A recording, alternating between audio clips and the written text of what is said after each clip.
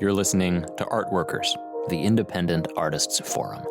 I'm your host, Carl Bindman. Thanks for tuning in.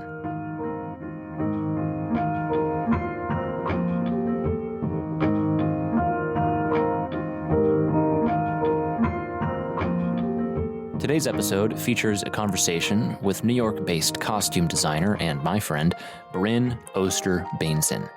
In our conversation together, we talk about what a costume designer's job actually is, the particular bond of the actor's work and the designer's work, and how to work, teach, and live by your artistic values.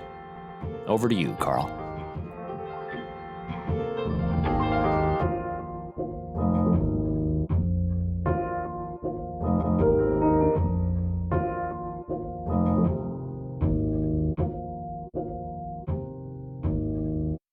Hello, everybody, and welcome to another episode of Art Workers, the Independent Artists Forum. Sorry for the hiatus, I will say. I know this is supposed to be a bi-weekly podcast, and it's been, checks watch, a month and a half since the last episode. For reasons of immigration and travel, I have been elsewhere. But I'm here now, and I am here with Brynne Oster-Bainnson, a costume designer and somebody I've worked with on a couple of shows who I think is phenomenal. And I was really thrilled when Brynne said yes when I asked her to be on the show. So thank you for being here, Brynne. How are you doing? I'm doing great. Happy to be here and happy to not be in a basement full of costumes. Yes, that's something that we have in common, is being in basements a lot. How do you feel about your work being like before the show? That's always something I wonder about, like craft people, because I do feel like there's this divide kind of in the industry of like actors know actors and craft people know craft people, which makes sense because we tend not to work together very often. But like, what is your relationship to what happens on stage? We're starting small. Yeah, well, I mean, when I was an undergrad, I had a visiting guest who, she was a director, and she talked a lot about how she thought she wanted to be an actor, and then she was in the room and she loved rehearsals, loved the process of getting something on its feet, and realized she hated the repetition of doing a show every night. And when I was an undergrad, I really had no clue what I wanted to do. I thought I also wanted to be an actor. My parents are in the arts, so my dad had been a set designer before deciding to become a landscape architect for a very brief moment. But I essentially didn't know what I wanted to do. But I sort of thought about that, and I realized that I also like the process of creating the art, and I don't like the repetition of it. So the process of talking with a director about a piece, really feeling comfortable with the script and getting a lot of ideas. And then I really love the process of working with actors. I think coming from an acting background, the process of creating a character with an actor in a fitting room is, to me, really exciting. And when you have a really good fitting where you can collaborate a little bit, hear their ideas, that to me is the part of the process that I like the most. I don't really like the tech process. I think sometimes we sit and look at clothes too long. That's something you love the first time you see it. You forget how much you liked it. And then you're like, well, I'm tired of looking at it 5 days later. And I'm like, remember what you thought the first day? It was great. It was great. It's part of why sometimes I've done a little bit of film work, and I like it because once it's on camera, no one's changing it, because you have to we'd have to reshoot everything if you wanted to change. It kind of like does your job for you of the final call. Yeah. Right? Like that's something that is I find kind of scary about film work as an actor, and that I love about the repetition of doing a theater production is I can always kind of change it, which I guess you can't necessarily do as a costume designer, because changing a costume is an involved process, and it needs to be ready for the night, where that might make sense why a costume designer would then. Anyway, kind of a tangent, but what you said about like working with a character, with an actor to make the character and trust the character is something I feel to be very true about our work together, and is one of the reasons that I really wanted to talk to you, because I have this little theory that every actor is a really bad costume designer, because we all have to sort of costume ourselves one way or another. And even when we're getting dressed, unless we're on a show that has a dresser, we're doing the work of costume design every night, just dressing ourselves, right? And the adjustments to our hair and whatnot. But when you came in with your drawings for the characters on Dancing at Lughnasa, yes, another person from that production on this show. Listen, it was a great show and I liked everybody on it. Sue me. Don't. Oh my God, please. But you came in with those drawings and it was like, yeah, this is who these characters are. And it was so fun to talk to you about like the choices you had made, because it felt like we were on the same wavelength and communicating.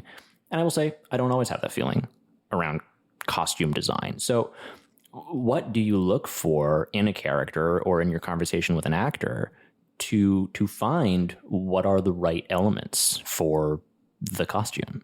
Well, I think first it comes out of the conversations with the director and what direction they see for the piece. And because that plays into who they select to be in the show. So they're seeing something in you that corresponds with conversations we've been having. Sometimes casting happens before, but they're still going to bring that process of why they selected a particular actor to a project. So we'll look at the performers. We'll talk about who they are as people. Not every collaboration. I feel like Dancing at Lughnasa was really such a successful collaboration. And I think partially because Miguel is such a great director. I mean, I think everyone here who's ever talked about this show can agree that he's pretty special. He really, and I think because he creates this atmosphere of collaboration and conversation about ideas. So because we had months of conversation, I was we had Zooms when he was in Spain, and I was, who knows where I was that summer. I always am away doing some project. Your regular summer gig is that opera, right? I don't really have a regular summer gig. It's all over the place. So I've been at Santa Fe Opera, Williamstown, Glimmerglass, random film sets. Yeah, Brynne is prolific.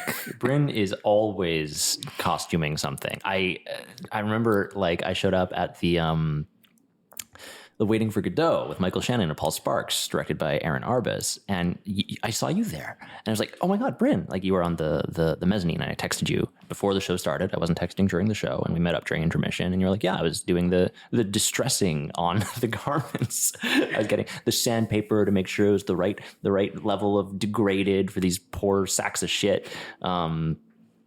Sorry, yes, collaborating with Miguel. Yeah. So because there's so much conversation, and I feel like a successful show starts with a really successful collaboration with the director who can really clearly articulate what they want how they want the show to end up on stage. But so I bring those pieces, those thoughts to a design, try to think as much through what I would like the design to be. I feel like Lughnasa is a show where what I set out ended up almost exactly being what ended up on the stage. Like I look at my renderings, which I did before I had even met any of you in person, and they are almost exactly the same. That's not true for every show I do. Sometimes it drastically deviates just because the actor sees something completely different than I saw. But to me, that's as fun as a show where everyone loves your ideas and wants to make them reality, because I think it's a chance to see a new perspective, which I feel like is what is wonderful about theater in general, because it's all about new perspectives and putting yourself in pair of shoes, literally. Oh yeah, well not me. I don't think I wore shoes in Lughnasa. There were a lot of shoes, and you were represented by a lot of shoes in that show. True. Every character you had was represented by a different pair of shoes. So I guess I just associate my sort of baseline physicality for that with the narrator. Yeah, who has no shoes. He was Socks Man. Yeah. Yeah, there's a show about shoes. Yeah, ultimately. Secretly. Not so secretly. Well, no, they're glove makers, not cobblers, I was going to say. Yeah, they're glove makers, but... Gloves, the shoes of the hand. Exactly. Well, what do you think is the job of the costume designer? I think it's helping to realize the physicality of the role for an actor, the sort of the skin. It's the skin level. And so your craft is, to you, actor oriented. Yes, very much so. And that's why I went in the direction of costumes as opposed to set design, which when I was starting to get interested in theater design was what I fully believed that I was going to do. And what I realized I was missing in that process was the actors, which is funny because sometimes actors are my worst nightmare. But I love them. Did that sound convincing? Yeah, I'm convinced. Wow. And you said you used to study acting? Yeah. Incredible. Well, I guess in the interest of reducing friction between actors and costume designers, what are things that you wish actors knew about costume design? What I wish they knew is that a good designer, there's a lot of bad ones, a good designer really cares about what the actor wants. And a good collaboration is when an actor will say exactly what they want when they have an issue. Sometimes it can go to an extreme, like to come in and you can't dismiss what the designers put in front of you. Yeah. This character would not wear blue. But I think if you put on the things you're presented to you and then can articulate or say why you don't like something. If you can say why you don't like something, that is more helpful to me than putting something on and in your heart hating it, and then it becomes an issue during tech where suddenly it's like these pair of pants are ruining the show. Yeah, or it becomes an excuse to like project feelings about something else onto a problem that you've decided is in the costume. Yeah, you know? Like I a lot of the time when there's something in tech that I feel bad about, I think I was speaking with Yibin about this because of the very complicated projections. Speaking of projection, the very complicated projections on his show about the Hunger Artist, right? Where I was worried and anxious about my own performance, and so I started feeling anxious about the tech, the projections, and I can see if an actor has any sort of discomfort with their costume, and then later on in the process they feel bad, they can just blame the costume, right? Instead of blaming themselves or the director or being able to talk about it. Yeah. I mean, I feel like the insecurity aspect to me is the hardest part. A designer can be insecure, but an actor has to live something on stage. So when they're insecure, it becomes the problem of a lot of people, and it can become such a headache. But I mean, also I feel like then that to me is like a lack of trust between artists, because my wish is to have you look good. Sometimes you might not feel that you look good as an individual, but sometimes you need to remember, I think that every actor needs to remember you are part of a picture that is being painted, and you might not like how you look, but you fit well within everybody else. And unless a director comes up and says the picture's not looking correct, then what an actor wants aesthetically is not as important to me. And sometimes it's like, yeah, you're wearing an ugly thing. Because that's what your character wears. Yeah. Because that makes sense for the story that we're telling. And it's sort of a needing to look at the big picture. But as an actor, you cannot physically see the big picture because you're on the stage. And that it leads to a lot of problems. So I don't know if I answered that clearly. Well, Stop being insecure. Stop being insecure. Actors, are you listening? Get your shit together. But I think that like the sort of aesthetic sensibility of the actor is really interesting because it is like essential to the process, but it is not privileged, you know? Like there's this sort of, I think, supremacy of the actor where it's like, well, the actor's on stage and they get to, they can change it. They can do whatever they want. Really, it's their art form, which is, I think, not true. But because actors, in my experience, so rarely interface with costume designers outside of like, here's your costume or the initial drawings, and then the costume designer disappears until here's your costume. it certainly can contribute to that feeling, you know, of like everybody is secondary to me. They're all working to get this stuff done for me. And if I don't like it, if it goes against my sensibility, then it's wrong. Which is strange. It is strange. And I feel like when I've talked to older designers, my professors when I was in grad school, there was a lot more, it was just a given that a costume designer would be in the rehearsal room more often. Yeah. And when you read about, never happens. Yeah, it never, when you read about some of the great, like Irene Sharaff and some of the great costume designers, they're always in the room, just like knitting away, just doing something to keep their hands busy while they sit there. And when there's a need, they can be there and react to the request as opposed to getting in a rehearsal report. But because costume designers are some of the lowest paid people in any space ever, you have to take on so many jobs in order to make ends meet that you just cannot physically be at rehearsal.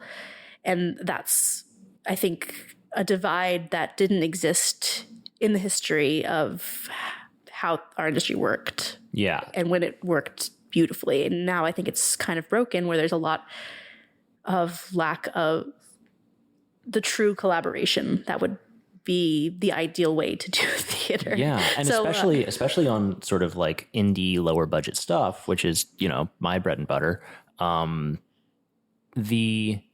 Where you'd think because it's so loose, there is room for more collaboration, but the reality is because nobody's getting paid barely fucking anything, like especially with costumes, especially with set, especially with like craft generally, it feels like the people pop in at the end with the thing, and you just have to figure out how it integrates with all the work you've been doing in its absence, which is really hard because then you don't have a chance to build a relationship. I mean, not just with the artist, but with their art, you know? It's like, here's this coat. Okay. Now, how does this character wear that coat? I have a rehearsal to figure that out. This changes so much about the physicality. This changes like everything about this character, which is why I have this kind of reactionary attitude, I think, towards costume design, where my sort of baseline position is, and I would love for you to disabuse me of this, is it has to pass the bar of being better than just wearing all black. Like, why does this thing need to be there more than nothing? You know? Which I also feel about sets a lot of the time, which is like, this is here because somebody needed to do a job, or because we think a piece of theater needs a costume or it needs a set, which I guess also returns to my sort of supremacy of the actor problem, which I don't think is true, but that feeling that I have maybe sort of promulgates that. I don't know. Well, I guess if I could take a stab. Please, at whatever it was that I was saying.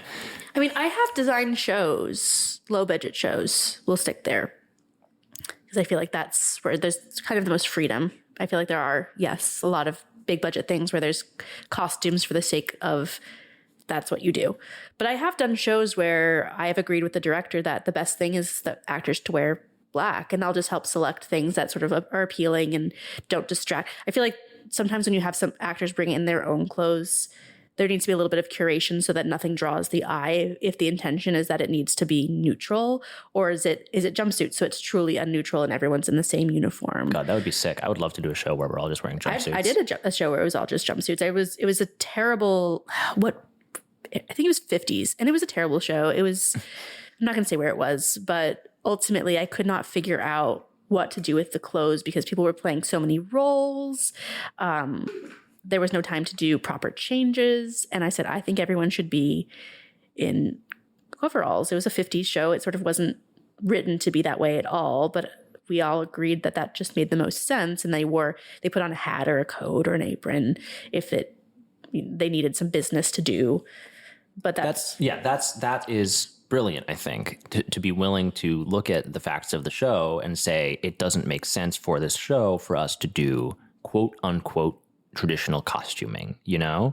Why do you think that isn't an ethos that is more common?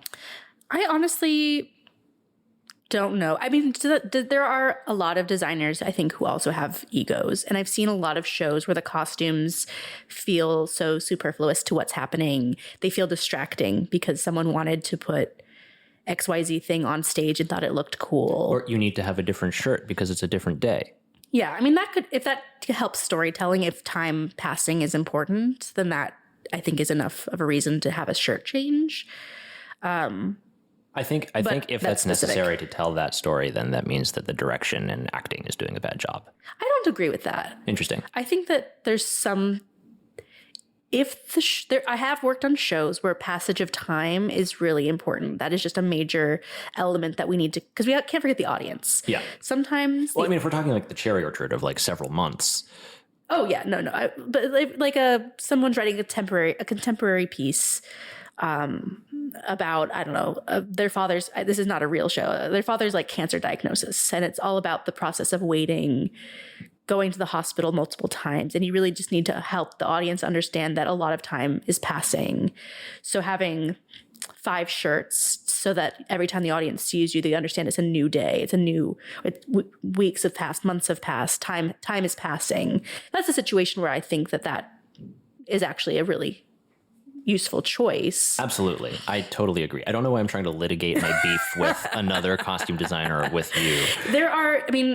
Having worked, I feel like for the most part, the designers I've assisted, and also actually, for the designers I've assisted, I've been very lucky doing a lot of assisting work. I've been lucky with designers who I feel that I support I will always support their work, even if I didn't believe in their work, but I believe in their work. But there are designers that I see out in the city. I see their work.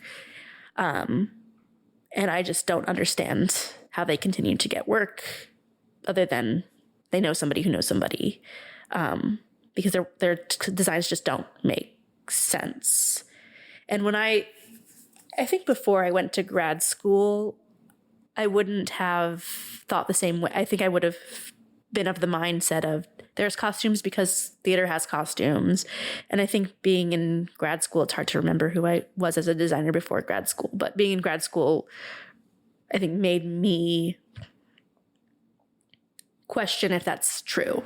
Sometimes I think that the costume designer is just about helping to establish the visual language of what the actors are. Even if that's, you're bringing in your own clothes, but I'm just going to help curate so we don't draw the eye to anything that will pull focus from what's happening.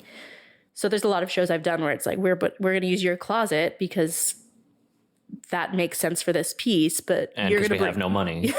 Because we have no money. There's never enough money. But I think honestly, sometimes the shows that have $0 are just sometimes more exciting than shows I've done that have plenty of money. Yeah, I agree. And I think that for me, just what frustrates me, this isn't exclusive to costuming, but in general, like if we are doing a show that is threadbare budget, like engage with that, right? Don't try to do a whole bunch of things. Be like, bring in 5 outfits of your own clothes, even though there's no time to do the changes and we don't have a backstage. Like, face the reality. We have no money. Why are we putting energy into this? Make it go into doing what's most important, which is telling the story as the story, you know? Wow. I am literally just talking about one show. This is, wow. But I feel like there's a lot of actors who I've seen be scarred by costume designers. I think of all the design areas, it is, I think, the most open to having a really traumatic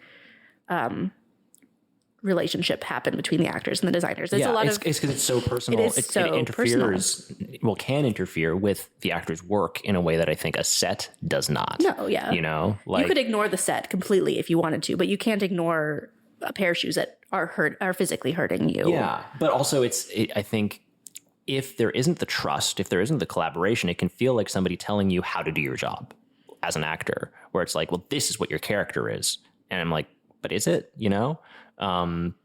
Which again is one of the reasons why I really liked working with you. And something that I really, really enjoy about your work is that it did feel like what is the character? Let's find out together. Yeah.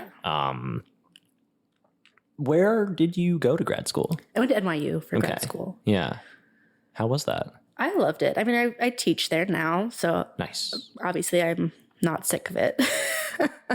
I'm glad that you're teaching. I'll say. A lot of people tell me that, which I'm really honored by that, because I think teaching is. When I was in undergrad, I had the worst costume teacher possibly in the world. Is this just therapy for us to talk about problematic costuming experiences? Well, the problem with this particular costume professor, they were not a costume designer. They were a community-based theater organizer. They essentially would go down to Mexico to small communities and organize theatrical performances, which was very cool. And their work was very interesting. And they like an artistic activist. Yeah, I guess so. It's been so long ago, I forget. But for some reason, they could not get a instructor for teaching costume design that year. So they invited this person to teach costumes. And at that point, I think I had designed one show and I liked it. So I thought, I'll take a costume design class. And I think day one, they said, you can never use white on stage, you can never use black on stage, and you can never use anything shiny on stage because it'll be hard to light it. And I said, that's bullshit, and I quit. I dropped that class. You can't see me, but I'm rocking in my fucking beanbag. I'm like, what the fuck? It was just so outrageous. So how I continued costuming because my undergrad, I went to Drew University in New Jersey. Jersey represents. This podcast records in Jersey City, New Jersey. But I kept designing shows, and I really I enjoyed the process of working with actors, collaborating, and realizing that I didn't know all the answers, but I knew that there shouldn't be. This is not a profession where there were strict rules of you can never have black on stage. Absurd. He said that, and I said, I think I raised my hand. I'm like, what if it's a wedding scene and there's like a wedding dress and groomsmen in tuxedos? And he's like, you should use cream, and you can put all the actors in navy blue because then the lighting will be able to catch them better. And what if the light is blue? It was mind-boggling. It was truly mind-boggling. But I continued costuming because I just continued to enjoy it. But anyway, to go back to teaching. So I've had such a terrible costume teacher. But before I went to grad school, I would teach a little bit of high school and junior high and how to sew, basic things like that, but also having students help me put their shows together because I wanted them to feel ownership of their work. And I think ultimately that comes down to what I want my work to be, is that it's my work, but I want my collaborators to have ownership of it, because that I think is inherent to the theatrical process. Yeah. That it belongs to all of us. I think that actually gets at one of my thoughts from earlier, which is like that the actors don't really get any holistic training in the way that, like, we got Ramen last week and you described how in your undergrad you had to study like a lot of different things. And I think actors at a conservatory, a classically trained actor, just only learns acting.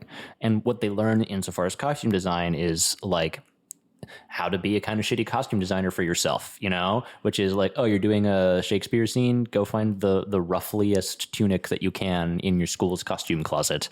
And that's a costume, so there's this incomplete appreciation for the collaborative process of costuming, and honestly kind of maybe the collaborative process of theater writ large in an actor who's just pumped out of a conservatory. I speak as one.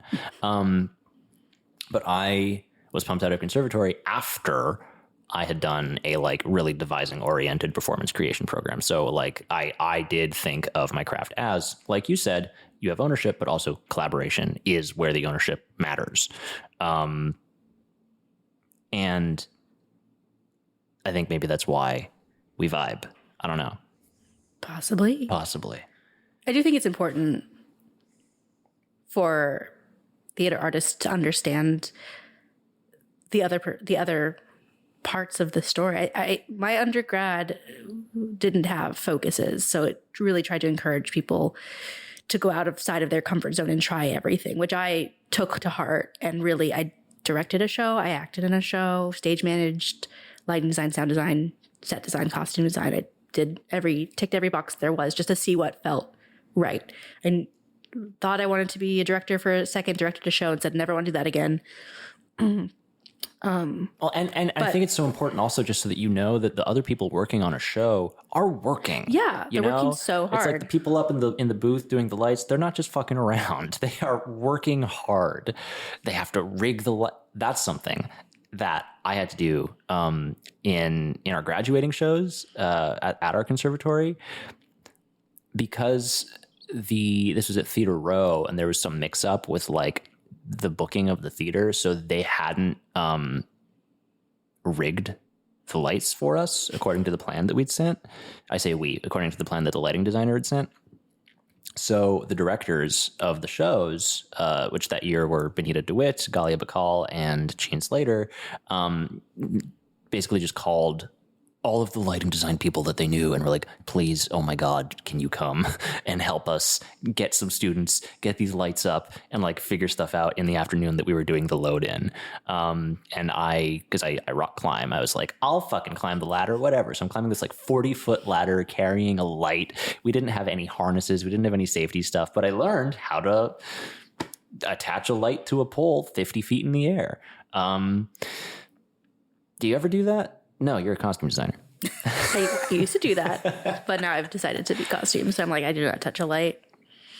Yeah. I've done my time. Less risk of dangerous falls, more risk of stitching your hands to your shirt. This is true.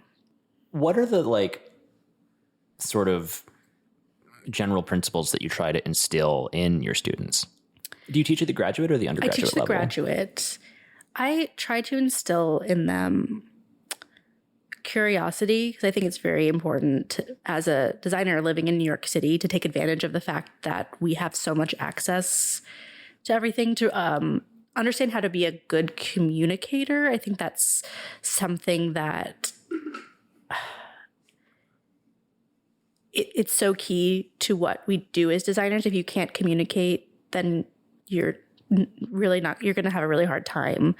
And those tools of communication are many different things, but we focus on specifically in my classes how to talk to artisans within the costume industry, because it's a huge industry. I don't think that people outside of costumes understand, because I know when I came to New York, I had really no understanding of what went into making a Broadway show happen, or it's just massive. So it's a lot of what we do is specifically talking about how to talk with people who make the work happen.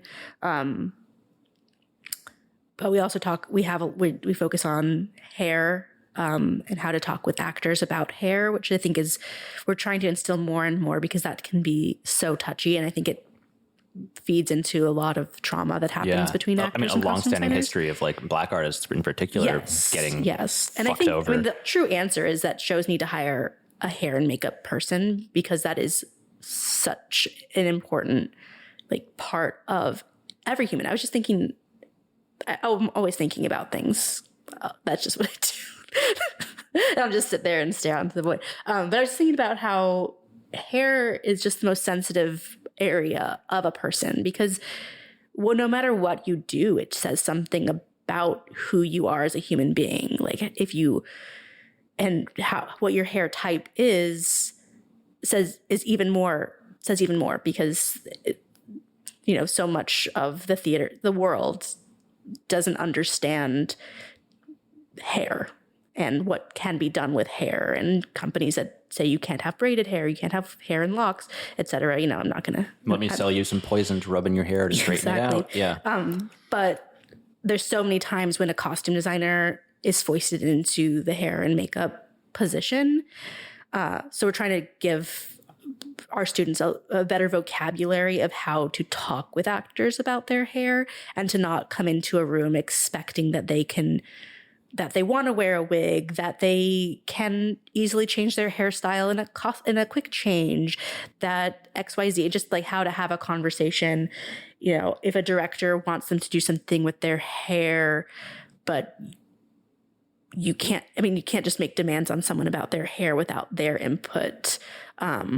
So that's a big thing that we're really instilling into what my class focuses on. So then, bringing in Nikia Mathis, who just won a special Tony, to teach that class. She's specifically, she went to NYU for grad acting. So she has a really good understanding of how our department functions, because we always design the grad acting shows. And she came in for years and years to help us with hair and makeup, mostly hair. I think it's interesting and notable how sort of like these top things that you try to teach around, none of them are make good costumes. Yeah, I think that's something you have to have inherently in your bones. Your taste, you have to. Yeah. Because at the grad level point, you're here to be a professional. You're here to, and I think there's a lot of insecurity in costume design, as there is in any artistic profession. And I think a lot of the artists who I see struggle the most, my students who struggle the most, are the people who are insecure of, do they think they can be there? I once had a student at a mysterious time who asked me, how do you make a decision? And I was like, it really took me aback, because I think that is literally, as a designer, and no matter what design you do, if you're doing interior design, if you're doing lighting design, graphic design, it is all about making the decisions, presenting them to the client, the actor, the collaborator, and getting their input and acting on that.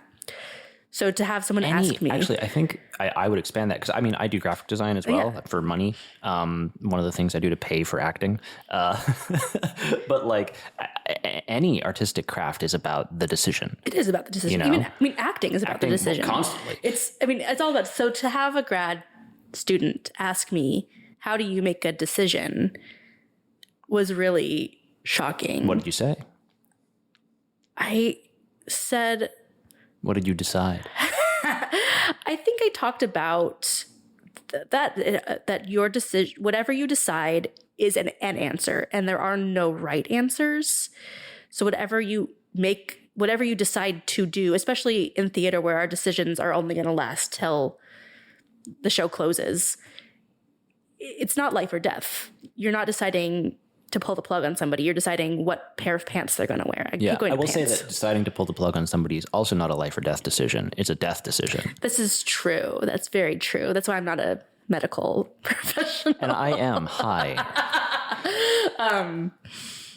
But so, and I once had a designer I worked with when I was very young. I was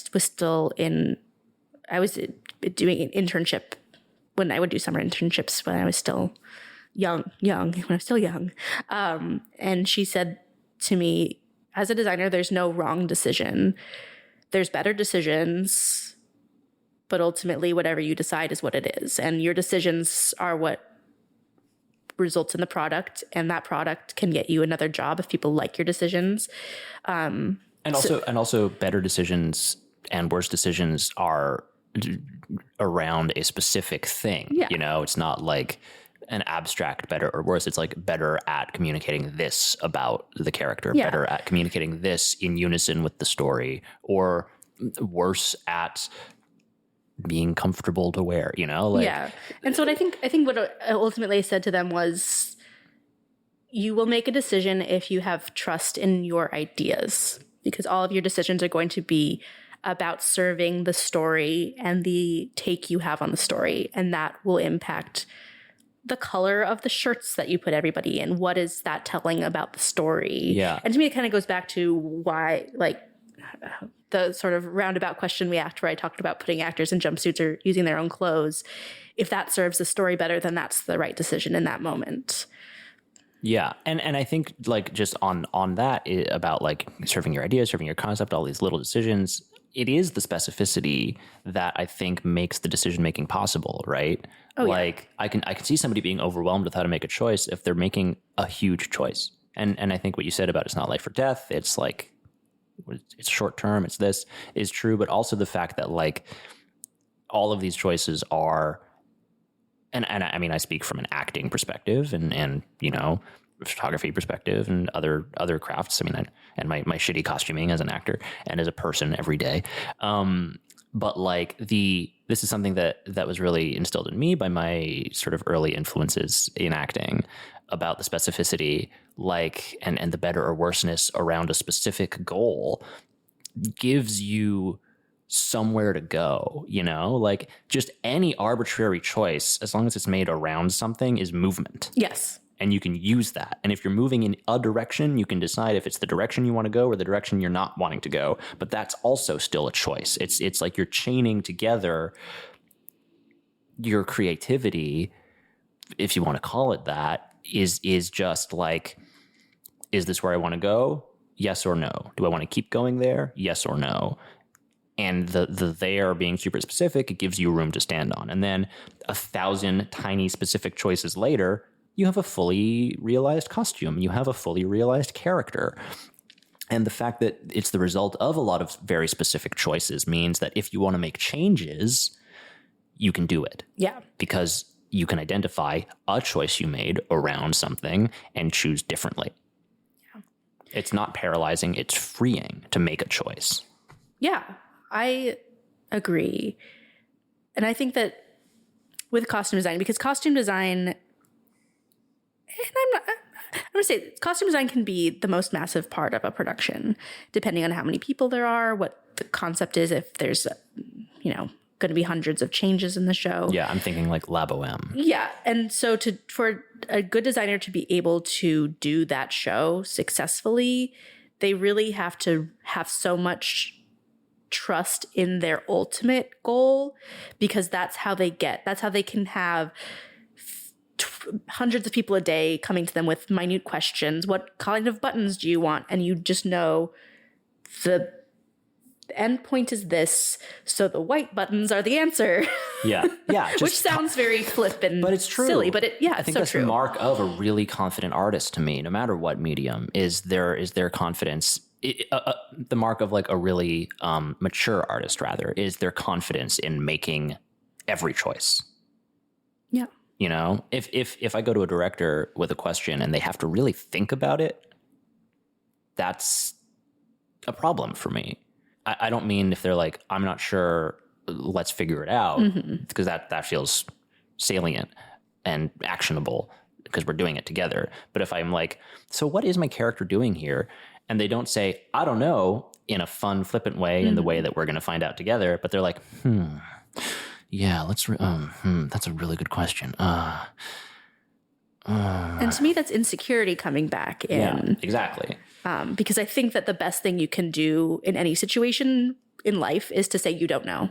And I think that there's so many people that you meet every day who are the most obnoxious people in the world because they don't want to ask questions and find the truth. I think gets into like, but it's true, the world. But because in high school, I had a horrifying speech teacher who every day you had a speech teacher in high school. We had to take speech in high school. I went to college prep, all girls Catholic school. Okay, so we had to take speech as a requirement to graduate. Was that like fix your lisp, idiot? It was just how to be confident as a speaker, which I think is. But anyway, so the teacher of that class, who was every day at the end of class, would say, "Good night. I hope Ted Bundy's not waiting for you in your closet," because he had this weird fixation on Ted Bundy.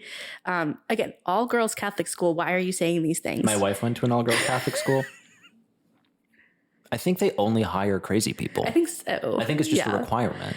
But he, his best advice he ever gave was question everything. And why? Because it leads you to a new answer. Why? Because we want to explore the world. Why? Well, we can keep asking why. Why is the ultimate question. Why? Hey, I'm just following your advice, Mr. Teacher. Why to an end? To an end. What is the end goal of your questioning? What is it you want to achieve? You ever listen to My Brother and Me? Yes, I used to listen to it a lot, but I've fallen off of podcasts. I listen to a few here and there. I listen to this podcast. Oh yeah, wow. But I used to be an avid, like I would listen to podcasts from the moment I woke up till I went to bed. And then I started doing a lot of sewing, and my sewing machine, even with headphones, drowns out the sound of voices. So I can only listen to music when I'm sewing with my serger. It's a very costume No, that's constructor no, problem. that's so interesting. But it made it really hard because when I am just designing, I love listening to podcasts. I love listening to people speak. But when I'm sewing, I cannot because the sound of my machines drown out my voices. I've never, ever thought about the material conditions of costuming and how you will become like part of this machine. Yeah. What's that like? To sew? Yeah. To sew. Well, to sew to the point where you can't have a world outside where it's like it's just you, the machine, the noise. I mean, it's a Zen place. It's an art form just like any other. I personally like to sew. For a long time, I was a stitcher for a children's theater company out in Oregon, and I loved that work. It's a make 50 vests. Here's the fabric. I think sometimes they'd even cut out the pattern, so I literally just stitching together the pieces. And it's a Zen place, and there's a satisfaction in putting things together that I love. I think sometimes you can feel attached to the machine and you cannot leave, which is why I never pursued costume craft as a profession, like being a stitcher or a draper, because I don't like doing one thing forever. Why you can't do the repetition of acting. Yeah, it really, and I've discovered it more and more as I've gotten older, that I'm always the person to like, in my middle school, I was the one who didn't go to the feeder high school where everyone in my middle school went. I had to go to a Catholic school. And when I went to grad school, when I went to undergrad, I had to go to the farthest I could get from Portland, Oregon, and Madison, New Jersey. Why? I don't know. And then when I finished there, everybody moved to New York. So I said, I'm not going to go to New York. I'm going to go back to Oregon. And then I got too comfortable there. So I'm like, I'm going to grads. So I'm always hopping around. And I feel like the design really allows for that other parts of the costume world don't allow for. I had a follow-up question that I wanted to ask, but I checked my notes on my phone. And the way that happens when you check your phone, it erases your mind. Oh, yeah. So let me just check right now. And in the meantime, Brynne, what's your favorite color? You know, this is a very philosophical question about costume designers. When I took my favorite design class in undergrad, my professor asked us this question: what is your favorite color? And everyone answered, he's like, wrong. You shouldn't have a favorite color as a designer. And that sounds a little bit silly, but I think it's kind of true. You shouldn't have it. To me, it goes, and this is going into, you opened a can of worms. It goes into when you're designing a show, you shouldn't let your own prejudices get in the way of how you approach the piece. So if you're designing for someone who is obviously the villain of the piece, you have to design them as if they are the hero of their story, because they are. Like everyone, even if you are outwardly perceived as villainous, inwardly you are most likely thinking you are the hero of the story. I mean, unless you're Iago, but you know, he's just too fucking fun. So that, to me, that was his like way of approaching that in terms of color, is if you have a favorite color and you're like, oh, I always use green in every piece because it's my favorite color, then that's your own biases that are getting in the way of telling the story. Well, then how does that relate to something that I think often gets stressed in arts education, is like finding your taste and your voice? I think your voice is different than your favorite things. I think your taste has more to do with how you are able to translate what you are seeing in the world and putting that into the visual or whatever medium you're working in. That taste is not the same as biases, if that makes sense. Which I feel like is where favorites, we were playing favorites. So to have good taste, I think, has more to do with how you are able to perceive and put that into action in a way that, again, speaks to the truth of something. That you're able to not, I think taste, honestly, is about ignoring your biases and finding the aspects of whatever it may be, clothing, art, that speak to a deeper meaning. That's why I think people who have really good taste can look at anything and find something in it, as opposed to someone who's like, I only like, let's go to the art world, I only like European painting and I will not look at anything else. But the people who've shaped the art world are the people who are able to look past what the current trends are. But the current trends are based on biases of what's popular, and use their good taste to find what's actually interesting and speaks to the world. I think that is brilliant. I think that's so smart. And that's such like a rich ground to stand on, of like, to have good taste is to be curious. Like, yeah. Wow. In my undergrad, I closed out my undergrad because I did journalism and theater, right? And at the end of the undergrad, like, there was a class that I really wanted to take with a teacher called Liz Valdez. And this class was designing and conducting an acting workshop. It was kind of like a capstone class. It was a 2-part class that you take over the summer. Very intense. The first half is you figure out what you care about and how to communicate that. And then you figure out how to teach it. So it's about, because a class that I took at Concordia, where I went in Montreal, was like Acting 201, which is an acting class for anybody in the university. There's 40,000 students, and anybody who isn't in the theater can take that class. And it's taught by current or recent students of the acting department or drama department or theater department, who have taken this class called Designing and Conducting an Acting Workshop, and then shadowed or apprenticed with a workshop leader in this class, and then would go on and get to teach their own. Everybody had said Liz Valdez is such an incredible teacher. You have to take this class. Regardless of whether or not you want to teach, it's just so helpful for synthesizing and clarifying for yourself who you are as an artist. And I will always cherish this class and the experience I had there for giving me the time to explore that. Because I feel like once you get out into the world, especially if you are ambitious and impatient like I am, you just always have to be fucking working. And there's no time for you to think about what that means, what you want your relationship to your work to be, unless you really try to carve that time out, which I have not done, except for these podcasts, really. But that class, that was 3 weeks of just sit with your art, sit with your taste, sit with your values, get comfortable with them, get comfortable with questioning them, and get comfortable with how other people will have different ones. And yeah, I always am so grateful for that class. And I think that something that Liz said was like the first task were to identify your acting values or your artistic values, what you find important, and then to try to build a class that supports that, so that you can have students that get to experience those values, not so you can force those values on them, but so that they can experience them. And the way that you said that about your teaching, what your sort of teaching ethos was, number 1 is curiosity, number 2 is communication. That feels like exactly what if Liz Valdez sat down with you and said, how do you do this? What is true to you? That's what that is.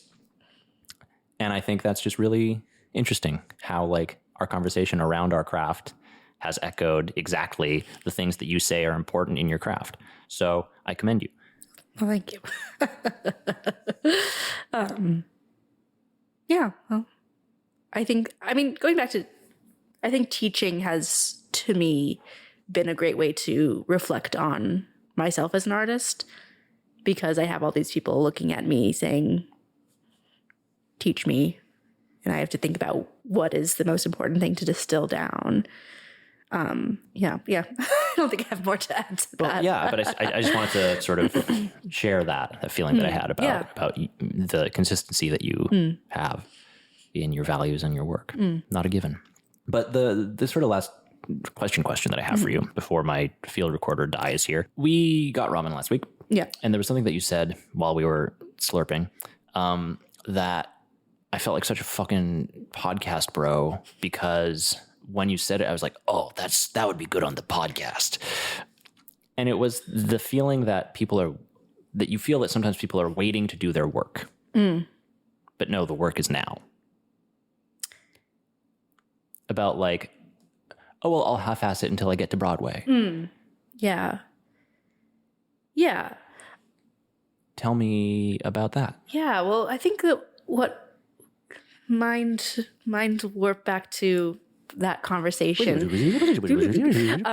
because we had been talking about the question I get asked, my least favorite question to be asked ever, that I get asked all the time is, as someone who is old, what do you want to do? What is it that you want to do with your life? Which I'm asked constantly by people that I am currently working with, not just, family members or the people who obnoxiously, at a dinner party ask you, when are you going to get a real job? Yeah. But people, when are you going to do directors, spreadsheets? by directors, by producers of like, oh, what is your goal? What is your end goal? As if, and which I think comes down to, are you aiming to be a Broadway designer? And to me, that is so demeaning to what the work that we are doing now, which gets to the fact that I feel like, to me, that says, do you not think what we're doing right now is work that is worthy of doing? Is this just a stepping stone for you to something bigger? Where to me, even a project that is very small still is my chance, is still a artistic process. It is still a chance for me to communicate, to have ideas, to realize those ideas, regardless of the budget. And I ultimately would rather do a million tiny shows where I feel respected, that my artistic voice is listened to, than work on Broadway. My goal is never to get to an end point. My goal is to continue working on projects where I feel that the people in the room with me want me to be there and respect my voice. I don't know if this is answering the question, if I'm mind warping to the right point in the conversation, but and that, 'cause I think it also tied into, I think I might have said it, I've been saying this to a lot of people recently, of a lot of the work of a costume designer, of a designer for theater, is waiting for, you have to be given permission to do your art, which is something I'm struggling with a lot right now. Like, I cannot be the instigator of my own craft. I have to be given permission by somebody to do it, which to me means that every opportunity I get to do it is a finite moment in my lifespan, which is a very dark turn to suddenly take. But to me, that means that every opportunity is my craft, that I'm not going to waste it away because I think that there's something better on the horizon. I want to take everything as seriously as if, if I died tomorrow, I still feel like I gave my best towards whatever I was able to do in my lifetime. I'm not going to go on the assumption that I feel like there are a lot of designers that I've spoken to who are on this path of like, I am just looking for the connection to get to Broadway. And having worked on a Broadway show, I don't think I have any ambition to make that my career path, because it's just as, there's people on Broadway, there's people in blockbuster films who will belittle you and mistreat you the same way as anywhere. The insecurity has no limit to where, and it's kind of a trap, I think, because if you build your relationship to your art to be not about the art, but to be about the next thing, there will never be an end. There will never be an end. And you'll get to Broadway, and then what? Yeah, and then what? And it's funny, I'm doing a piece that I can't talk about, but I can talk about this one moment because it's not a thing to do with the plot. But it's a revenge piece. And I have an NDA, so I cannot talk anymore about it. But essentially the characters ask, like, what do you do once you have achieved your revenge? And it's like, that is all that there is. And it's like, you're so consumed by that goal that once you achieve it, who are you? What is left of you but a husk? And I feel here like upon this bank and shoal of time, we'd jump the life to come. So yeah, this guy played Macbeth. But yeah, so to me, it's the question of what do you want to, what is your goal? What is your, I feel like it's asked in a multitude of ways, but what do you want to do? I think that I've been asked, what do you want? So what do you want to do? This. And I'm like, I'm doing it right now. We are all doing it right now. Even if it's a school show, like, we are helping to introduce the students to what it means to work with professional designers and directors. If it's a show that's very low budget in a basement in the Bronx, it's still a chance to talk about art. I mean, to ask that of a painter, I don't know. You wouldn't ask that to a writer or maybe you would. I think, I think you would ask that to both of those kinds of people. But I mean, to me, I guess it's just as offensive. Yeah. And I think it's because it's loaded in that question. It's the assumption that what you're doing right now doesn't matter. Yeah, what you're doing right now doesn't matter. The fucking opposite. It is. Yeah. Of true. Yeah. I was asked that. It was funny because the first time I was ever asked that was on a show that I was doing that was actually an incredible collaboration. I was having such a great time. The actors I was working with were so much fun to have in fittings. The director, it was a co-directed piece, and working with both of them was really fantastic. And one of them turned to me one day and said, "Oh, so what do you want to do with your life?" And I'm like, aren't we doing it right now? Yes, we're in like the middle of nowhere, Brooklyn, in a show that doesn't have a big budget, but we're doing it. And so it felt like they were, to me, it made me question, do you think you're not making something right now? And I think the answer to that is they didn't think that. Yeah, which was very sad because I felt like it was such a healthy environment and that everyone was really treating each other as equals and artists. So to know that someone was feeling that was sort of, I was taken aback by that. It was by one of the co-directors. And I feel like sometimes I talk to directors and I want to talk to a director about what that process is like. Because I was thinking about that today, of the process of becoming a director. Because it's again, you have to be asked to be given permission to do your work. And you then in turn collect a team of people who then you are giving permission to do their work. So it's just a very interesting phenomenon to me of the path of what it means to be a director. Yeah. Well, this Sunday I'm interviewing somebody who's directed me and somebody who I've also acted with. And I've heard you interview other directors, but to me, I'm still like, yeah. But I'm going to ask that specific question because I think that's a really strong question of like the process of permission and collection. Yeah. Because it's so, as a designer, so much of the process, even in grad school, it's like you have to, as a designer, you need to meet as many directors as possible so that when the hopes that they will get something that will take you to the next level, whatever that means. And I see a lot of my peers from grad school who had luck and they worked with the director who then was given permission to work somewhere very impressive, and they took them along with it, and their career has just shot up. And I've worked with a lot of incredible directors that I respect so much, and I just haven't gotten to the point where I've been asked to do a project like that. And part of it's because they haven't been asked that, or they got that opportunity and they asked another designer, because there's not just one. As much as I like to sometimes in my wildest fantasies pretend I'm the only costume designer in the whole world, I'm not. And so sometimes somebody else gets that opportunity. So there's just so many layers of like permission. And I think to an actor that makes sense, even from an outsider's perspective, because we understand societally that acting is about you audition to get that role, but no one. It's not true, actually. No, I mean it.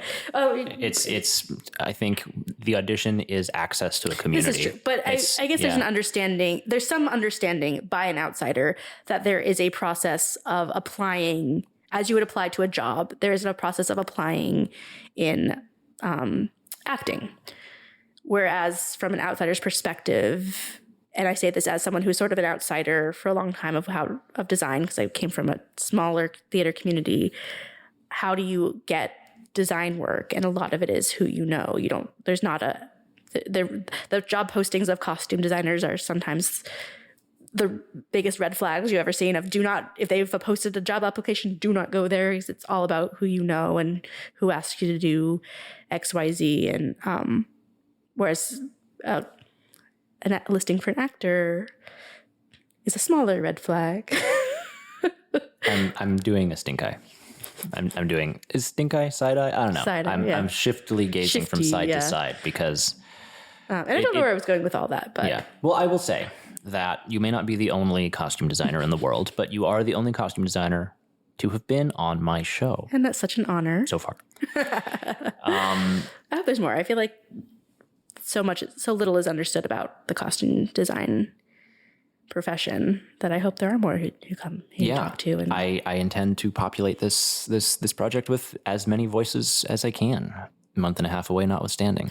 Before we go, I guess you can let the people know if you're working on anything right now, where they can see your work, where they can find you, what's cooking in Brynne land. Yeah, well, I'm doing 2 shows at Columbia currently. I'm always doing a show at Columbia, but I really the next outside of Columbia show that I'm very excited about is with Boomerang Theater. They're doing a new play called Mercutio Loves, Romeo Loves, Juliet Loves, which is a really beautiful piece about all-girls high school doing a production of Romeo and Juliet, and it's a queer love story. It's all about the theater kid experience. I think especially for millennials, I feel like I read it and I was like, oh yeah, I see me in the cringy, in the heartfelt, in the like.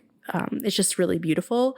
There's a lot of talk about gender and young love. So it's a really beautiful piece. It's at Boomerang, and I'm terrible because I cannot remember where they're performing, but Boomerang Theater. So if you search them, they're pretty easy to find.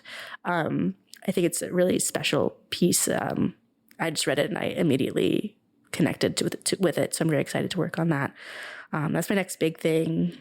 And where can people find you? You can find me if you Google my name. There's literally nobody else in the world. I have a website. I have an Instagram. Those are the big ones. If there's somebody else out there pretending to be me, then I don't know what they're up to. But I feel like I cut you off. You had an inhalation right there that looked like you were going to say something else about work you're doing. Oh, no, that's that. I mean, I'm doing a lot of assisting. Is the tour one of the NDA thing? Oh, no. I have the other NDA thing I really try to be tight-lipped about. Yeah. I'm doing, well, I technically signed an NDA about Hadestown, but all of what it says I can't talk about are like the design process. And I'm like, you could literally Google Hadestown. It's not like we're doing, it exists. So I'm the assistant on the upcoming second national tour of Hadestown, which I'll be in Connecticut for next week, getting that on its feet. But I don't think that Hadestown really needs me to promo. No, but I think it's cool. It is cool. I mean, when I was asked to do it, it was fun. I think Hadestown is a really fun show, and it's a design that I really love. Ever since I first saw it, I just thought it was one of my favorite designs that's currently on Broadway. And Michael Krass, who's the designer, is just he's just a fun person. He's really good at making decisions. He's really good with actors. I feel like, and he's an instructor too. So I really think that it's really amazing experience to work with him. And but yeah, Hadestown doesn't need my promo, but that is what I'm doing currently at the moment, and what I'll be doing till beginning of October, and then I'll be designing some of my own stuff. Awesome. Well, thank you for being here, and thank you for chatting, and thank you for being a voice for beauty and for curiosity in costuming. Well, thank you for having me. It's really, it's nice that you wanted to know more about my tiny part of my tiny worldview. I mean, no tinier than mine, right? Well, we're all just tiny little particles with universes inside. Wow. Thank you so much for listening. That was Brynne Oster-Bainnson and me, your host, Carl Bindman. And this has been Artworkers, the Independent Artists Forum. You can find me at carlbindman.com with any questions, concerns, comments, requests. And as always, thank you to Louie Zong for the use of our theme song, Fragments. Until next time.